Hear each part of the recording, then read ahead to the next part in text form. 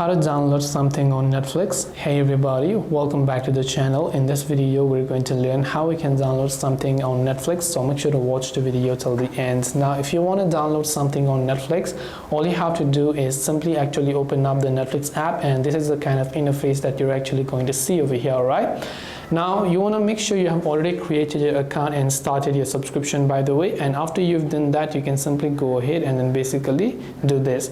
Now once you've done this, if you want to download something, you have to go ahead and open any sort of page or any drama or any seasons, episodes or movies that you want to download. Then once you've done that, you'll find the download option here. Now you can download all the episodes of the season, or if you have a switching season there, then you'll also be able to switch the season and you'll be able to download them. This way you'll be able to download something on Netflix. Hope this video was very helpful. If you have got any more questions, queries or doubts, feel free to also leave them down below. Thank you for watching till the very end of the tutorial, and see you soon in the next video.